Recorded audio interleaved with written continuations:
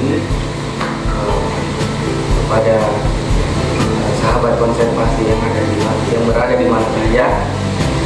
Kami dari Balai Konservasi dalam rangka menyambut Hari Konservasi Alam Nasional memberikan beberapa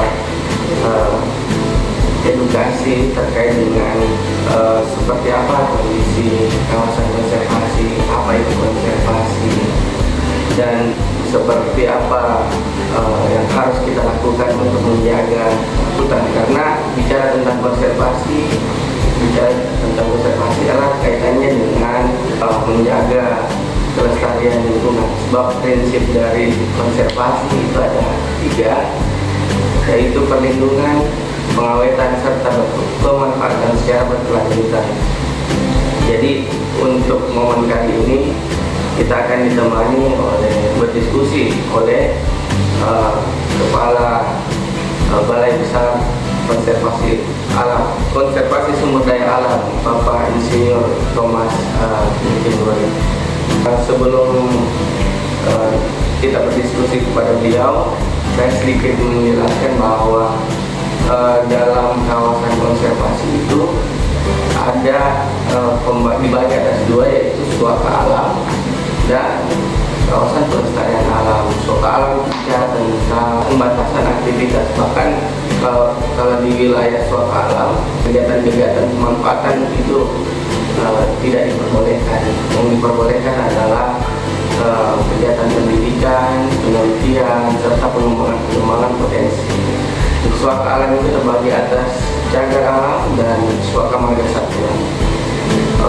Khusus untuk suaka marga satwa, boleh ada kegiatan wisata tapi dalam jumlah terbatas. Kemudian kawasan pelestarian alam yang kebijakannya bisa juga dimanfaatkan, tetapi tetap menjaga kondisi ekosistem aslinya. Untuk selanjutnya mungkin kita perkenalan dulu kepada Bapak Kepala Balai Besar Konservasi Sumber Daya Alam. Selamat pagi, salam konservasi, rekan-rekan sahabat konservasi di mana saja berada. Saya Thomas Kimberly, Kepala Balai Besar Konservasi Sumber Daya Alam Sulawesi Selatan. Terima kasih sudah diajak untuk berbicara bersama dengan teman-teman dari Balai Konservasi, Lab Konservasi, Fakultas Kehutanan Universitas Hasanuddin di Makassar. Terima kasih. Jadi kita langsung saja berdiskusi. Menurut Bapak, sekarang kan bisa dipungkiri aktivitas eksploitasi itu masih cenderung sering terjadi di kawasan-kawasan hutan, khususnya mungkin dalam hal ini kawasan konservasi. Jadi dari problem-problem tersebut sekarang kondisi objektif kawasan konservasi itu bagaimana? Kayak misalkan hutan konservasi itu dari tahun ke tahun seperti apa kondisinya? Jadi sebelum saya menjawab, saya akan memberikan informasi awal tentang kawasan konservasi di Sulawesi Selatan dan Sulawesi Barat, karena Balai Besar KSDA Sulsel itu wilayah kerjanya di Sulawesi Selatan dan Sulawesi Barat, ada di 2 provinsi dan 21 kabupaten kota dengan luas kurang lebih 400.000 hektar. Ada 8 taman wisata alam, ada taman guru 1, taman guru Komarita Kalar, ada cagar alam, ada cagar alam Parung Benai, ada Taman Nasional Gadang Dewata yang lokasinya ada di 3 kabupaten di Mamasa, Mamuju Utara, dan Mamuju Tengah di Sulawesi Barat. Jadi ada beberapa tipe kawasan yang seperti dijelaskan tadi Alkit, ada kawasan pelestarian alam, KPA, ataupun kawasan suaka alam itu 400.000 hektar. Staf saya ada 170 orang, yang ASN sekitar 140, dan selebihnya adalah tenaga kontrak yang merupakan tenaga teknis. Dan juga kita punya rekan-rekan mitra, namanya masyarakat mitra Pulut dan masyarakat peduli api, serta kemitraan konservasi. Nah, itulah dan banyak lagi mitra-mitra kerjasama yang ada di BKSDA Sulsel yang juga di Sulawesi Barat. Bersama-sama kita kerjakan mengelola kawasan konservasi. Jadi kalau melihat kondisi kawasan konservasi sekarang, memang ada beberapa tantangan. Pertama itu tantangan yang disebabkan, permasalahan disebabkan oleh dari alam sendiri. Kemudian ada juga permasalahan yang disebabkan oleh kegiatan manusia atau antroposentris. Jadi kalau dari alam itu seperti ada bencana longsor, ya, ada kebakaran hutan dan juga degradasi, termasuk ada jenis asing invasif atau IAS, itu invasive alien species yang ternyata mendominasi atau secara perlahan memasuki baik itu melalui angin atau terbawa oleh orang atau terbawa oleh satwa maupun juga anggota badan kita, sehingga dia bisa berkembang di dalam satu kawasan konservasi yang sebelumnya belum pernah ada. Itu jenis-jenis invasif, seperti contohnya seperti dia yang ada di Taman Nasional Anti Burung, ada juga di Taman Burung Komara, dan ada beberapa kawasan lain yang ternyata jenis tersebut sebelumnya belum ada. Jadi ada juga terkait dengan fragmentasi kawasan konservasi, perubahan yang dilakukan oleh masyarakat, ya, masyarakat. Ada juga yang dilakukan oknum, ya, baik untuk kebutuhan sehari-hari maupun juga ada hal tertentu yang memang kalau dalam kacamata hukum itu melanggar. Tentunya kita proses dan ketentuan. Kemudian ada juga masalah yang terkait dengan perburuan liar. Beberapa kawasan konservasi itu masih terjadi untuk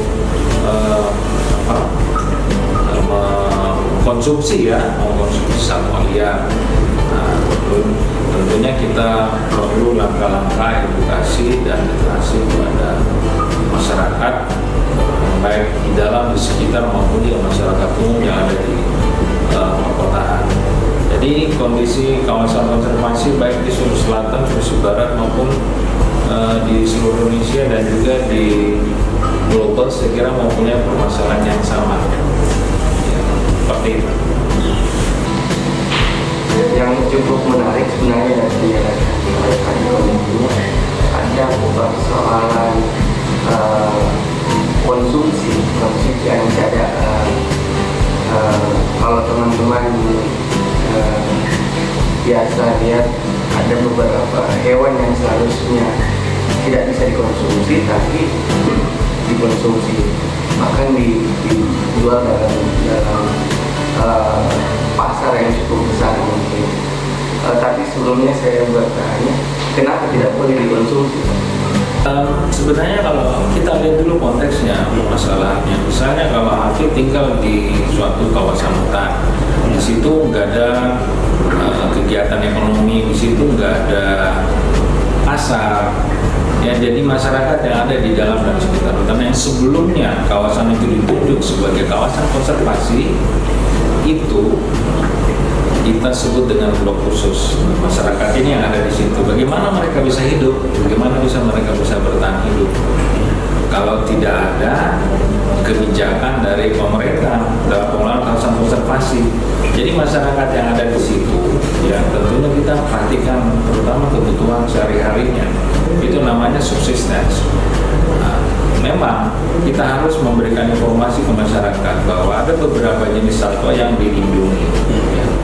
Tapi masyarakat ini juga sudah melakukan kegiatan berburu secara tradisional untuk memenuhi kebutuhan sehari-harinya.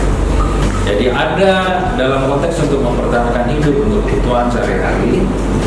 Dari sisi hukum juga memang itu tidak diperbolehkan karena ini dilindungi. Nah, ini kita harus dekati masyarakat bagaimana caranya supaya kita memberikan alternatif penyediaan protein hewani, misalnya protein nabati, karena mereka juga memanfaatkan tanaman yang ada di dalam dan di sekitar. Bagaimana masyarakat bisa bertahan hidup, mereka hidup dari turun temurun. Masa kita larang mereka makan ini, makan itu, nggak ada aturannya. Sebelum kawasan ini ditetapkan kawasan konservasi, mereka memanfaatkan apa yang ada di alam. Ya, mereka memang tergantung dari alam. Nah, gimana caranya kita menjelaskan kepada masyarakat ini supaya mereka menjadi pionir atau menjadi duta konservasi juga. Nah, tentunya kita enggak, kalau kita melarang seseorang melakukan sesuatu, kita harus memberikan alternatif. Ini ada bisa dikembangkan, misalnya dengan kambing, misalnya dengan ayam. Jadi melarang, tetapi dia memberikan solusi, jangan melarang saja. Samanya dia mematikan kehidupan suatu kelompok masyarakat, tidak harus kita lakukan. Nah, misalnya kalau Hafid sendiri sebagai masyarakat adat atau yang ada di situ, terus saya larang untuk berburu, bagaimana? Nggak boleh tangkap ikan ini dilindungi di sungai. Terus kebetulan mancing yang nyangkut ikan itu, ya, bisa dikembalikan kalau kenal jenisnya, terus tangkapnya. Jadi ada kearifan tradisional di dalam 10 cara baru pengawasan konservasi itu. Dirjen ini buat saya, kita ada semacam ragu-ragu, artinya ada semacam pendekatan yang lebih humanis ya, kepada masyarakat yang ada di dalam dan sekitar hutan. Karena mereka adalah bagian dari pengelolaan kawasan konservasi. Itu tadi 3 prinsipnya: pemanfaatan secara berkelanjutan wise use. Kalau mau dikomersialkan bisa melalui budidaya. Banyak cara sebenarnya untuk menyampaikan hal ini kepada peserta. Nah, itu salah satu cara kita melalui kemitraan konservasi. Jadi kita memberikan ruang untuk masyarakat yang ada di dalam kawasan yang memang mempunyai hak untuk hidup, ya, untuk memanfaatkan sumber daya secara berkelanjutan. Kita berikan ruang itu untuk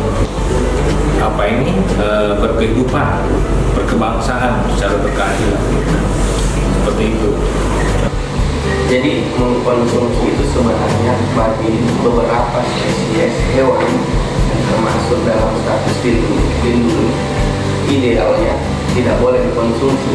Tetapi dalam kondisi tertentu, misal ada orang yang memang hidupnya bergantung dari situ, dalam jumlah terbatas mungkin masih bisa dikonsumsi, tetapi lambat laun akan diedukasi agar dan diberi alternatif lain agar kemudian dia juga tidak lagi mengkonsumsi di kemudian hari. Karena satwa-satwa yang dilindungi itu dikarenakan jumlah spesiesnya yang semakin menurun sehingga sangat terbatas dan bisa jadi dia terancam punah. Itu akibatnya ketika kita dalam satwa yang masih dalam status dilindungi kemudian tidak dilarang untuk mengkonsumsi, maka kemudian dia akan punah, ya, gitu. Tapi kalau misalkan masih banyak kan ada, kalau tadi toleransinya dalam konteks masyarakat adat yang memang sejak dahulu tinggal di tempat itu dan bergantung hidupnya di situ. Tapi bagaimana kalau dia dalam bentuk industri? Kan ada namanya prinsip ketiga, pemanfaatan secara lestari. Ya.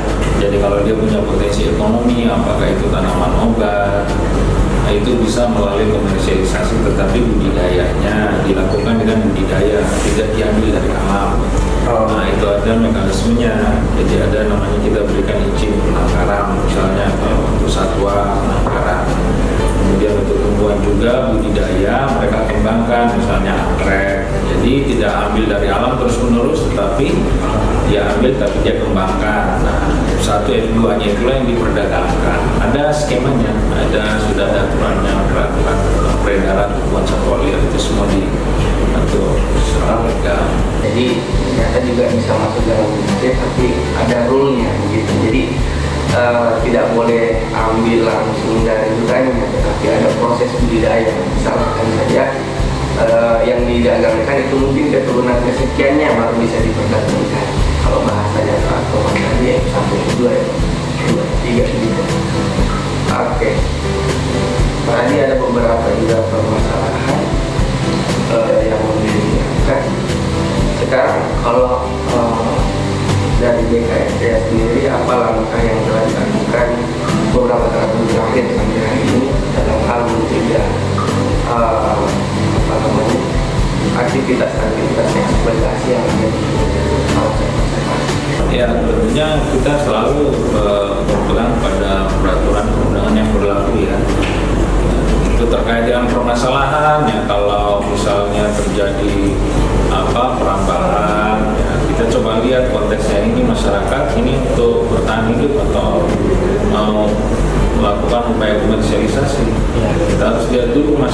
tidak langsung mengambil tindakan secara represif. Jadi pendekatan kita itu ada pendekatan preventif, ya, preventif, kemudian represif.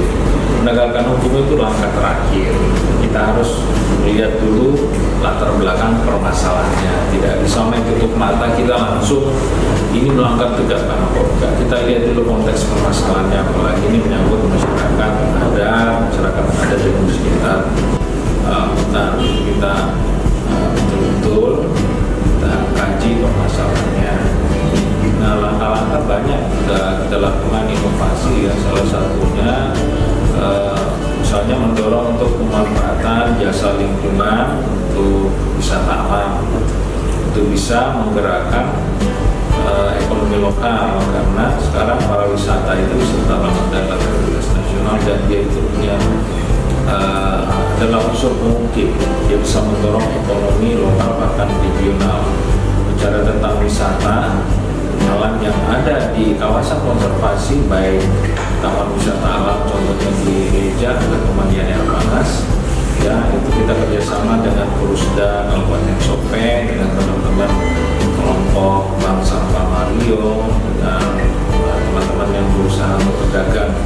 Jadi itu bisa menggerakkan ekonomi lokal, memandu bisnis kuliner, souvenir, olahan bank sampah, kemudian juga memberikan penerimaan negara, baik itu PAD maupun penerimaan negara yang kita serahkan dananya ke pusat melalui Kementerian Keuangan, jadi masuk ke kas negara.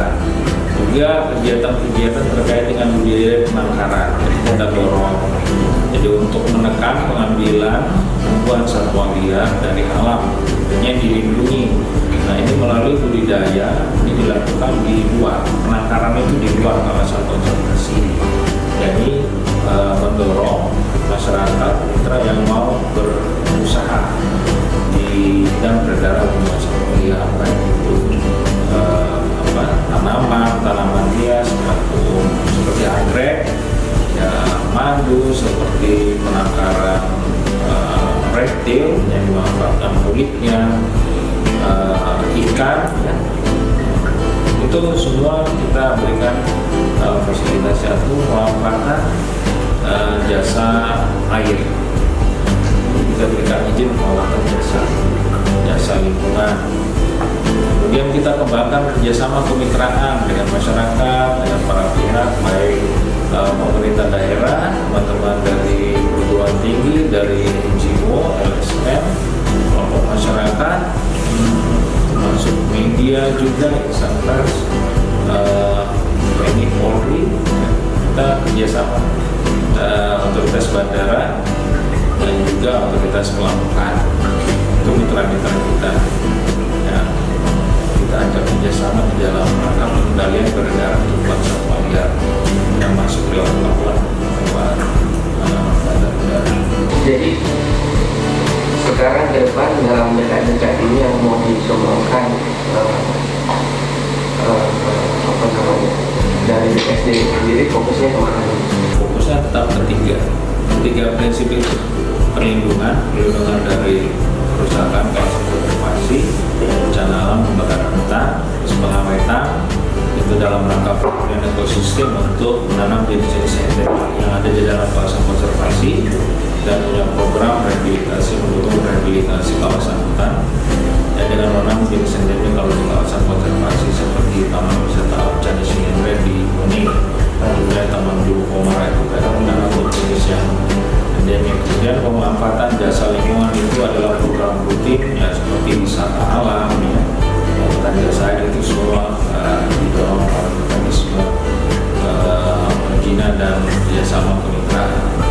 Terus kita ada mengembangkan penangkaran rusa rakyat yang ada di Taman Bulu Komara. Kita bermitra dengan masyarakat penangkar perorangan yang ada di sekitar Taman Bulu Komara di Desa Capura, Kabupaten Tenggalak, dan kita mendapat dukungan dari CSR-nya Pertamina yang ada di Makassar untuk mendukung pendanaan dari sisi pemeliharaan satwanya, evakuasi, pemberian pakan, pemeliharaan, dan juga pembuatan kandang serta perawatan kesehatannya. Jadi ya kita melakukan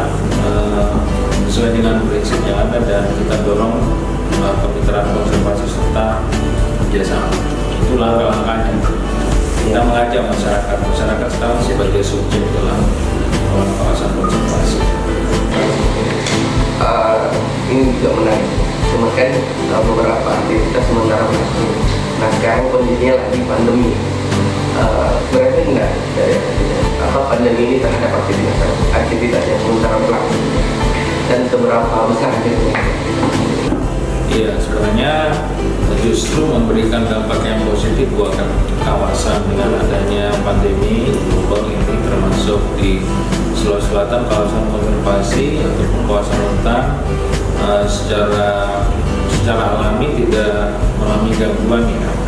Misalnya untuk tempat-tempat wisata ini kita seperti di TWL-nya yang baru dilakukan reaktivasi tahap pertama untuk wisata alam, ada 29 di seluruh Indonesia diaktifkan kembali, dibuka, tetapi dengan memberikan kuota bukan 50%. Biasa kunjungan dalam setahun itu 2.000, bukan dalam waktu sehari maksimal bisa sampai 2.000-an ya. Jadi kita berikan kuota pengunjung itu per hari hanya 350 orang.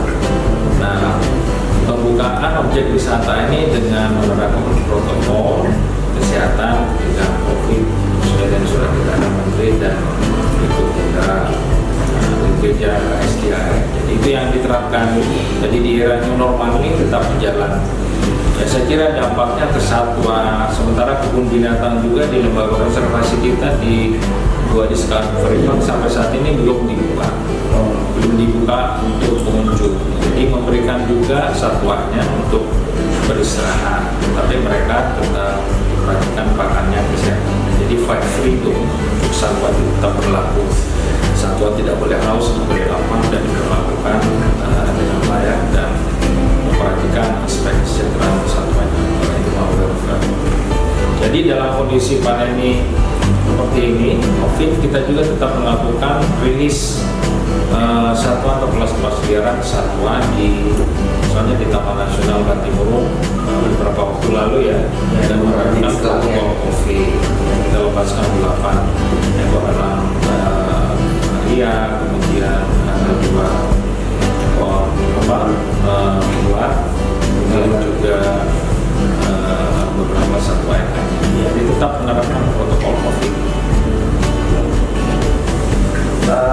Ya, untuk terakhir Pak, kira-kira apa yang mau Bapak sampaikan sebagai bentuk edukasi kepada masyarakat terkait dengan bagaimana menjaga kelestarian hutan? Ya, yang penting sebenarnya prinsip konservasi itu dalam filosofi kehidupan itu sama dengan melakukan saving. Jadi kalau teman-teman milenial melakukan seperti contohnya menabung di bank, ya itu adalah kebiasaan yang baik. Menabung itu sama dengan saving. Saving itu untuk dimanfaatkan kemudian hari. Jadi how to conserve, bagaimana mengkonservasi, kalau diterapkan dalam filosofi kehidupan itu sangat baik. Konservasi itu memberikan makna bahwa di situ ada pemanfaatan secara bijaksana berkelanjutan. Di situ ada juga makna perlindungan, makna pengawetan. Jadi ini memang tantangan yang tidak mudah buat publik. Kita memberikan literasi konservasi kepada publik, tapi ini harus terus-menerus dilakukan. Kita kerjasama dengan beberapa media online news, contohnya kita kerjasama dengan Detik Hijau ya, dan mereka ini secara terus-menerus membroadcast, memberitakan, menginformasikan kegiatan-kegiatan di BKSDA melalui media online news, melalui Instagram, melalui Facebook, melalui YouTube. Itu kita lakukan sebagai bagian dari literasi dan edukasi kepada publik. Karena contohnya untuk perdagangan satwa liar, kuota itu merupakan permintaan pasar perdagangan satwa liar. Sementara di tampak atau di hutan itu sumbernya. Dan pendekatan kita ke tampak adalah dengan pendekatan kesejahteraan kemitraan, supaya kita mencegah terjadinya pengambilan satwa secara ilegal. Untuk menekan juga permintaan di kota, masyarakat perkotaan atau urban ya, itu sama dengan tidak menyejahterakan satwa itu sendiri. Artinya kita menyiksa justru. Ya, kita menyiksa satwa itu. Kenapa kita tidak lepaskan saja satwa itu kembali ke alam, back to nature melalui BKSDA? Kita banyak melakukan patroli dan kita mengedukasi. Kita minta masyarakat yang memelihara satwa liar itu untuk menyerahkan satwanya secara sukarela. Jadi kalau memberikan satwa secara sukarela, kita memberikan apresiasi penghargaan karena mereka secara volunteer membantu kita untuk kita rehabilitasi satwa itu, kemudian kita masukkan ke kandang habituasi sebelum kita lepaskan ke alam. Jadi ini langkah-langkah edukasi, salah satu langkah edukasi baik melalui media sosial maupun langkah-langkah yang langsung ke lapangan. Kegiatan lain yang kita lakukan dalam rangka edukasi literasi konservasi pada publik adalah street campaign. Jadi kita melakukan kampanye di jalan, kita membuka informasi, kita buka warung, kita mengajak masyarakat berdiskusi secara langsung tentang hal yang menyangkut perlindungan tumbuhan dan satwa liar. Kira peran media sangat penting seperti yang dilakukan teman-teman Balai Konservasi. Terakhir Pak, kemarin saya sempat baca ada mobil edukasi yang ke sekolah-sekolah. Oh iya, itu namanya mobil perpustakaan keliling. Perpustakaan keliling itu mobil sebagai salah satu kita namakan mobile library. Jadi itu perpustakaan berjalan. Nah itu kita punya program nanti akan diatur kegiatan untuk school visit. Jadi kita memberikan edukasi kepada anak-anak sekolah yang mulai tingkat SD termasuk TK. Jadi kita nanti istilahnya school visit 1-2 jam kita memberikan edukasi terhadap bidang konservasi, pengenalan tumbuhan satwa liar melalui media dan juga dengan alat peraga yang lain. Terakhir mungkin kalau dari saya petik dari edukasi bahwa sumber daya alam jika dia masih tetap di alam bukan berarti dia tidak punya nilai ekonomi. Dia bukan berarti dia tidak punya nilai apapun. Justru kualitasnya jauh dari itu. Yang bisa saya anggap seperti misalkan hari satwa, nilainya jauh lebih tinggi ketika dia di alam, karena ketika dia dipelihara ada batasan-batasan tertentu akibat dari intervensi dari manusia terhadap satwa tersebut. Jadi sangat disarankan daripada dipelihara mending lepas biarkan. Jadi demikianlah wawancara kali ini. Saya Halid dari Balai Konservasi mengucapkan banyak terima kasih atas partisipasi dari Bapak Thomas untuk menjadi narasumber, dan terima kasih terhadap para penonton atas kesediaan waktunya menonton video wawancara. Akhir kata, bila topik saya, Assalamualaikum warahmatullahi wabarakatuh, dan selamat pagi. Salam hormat saya kepada sahabat konservasi. Terima kasih.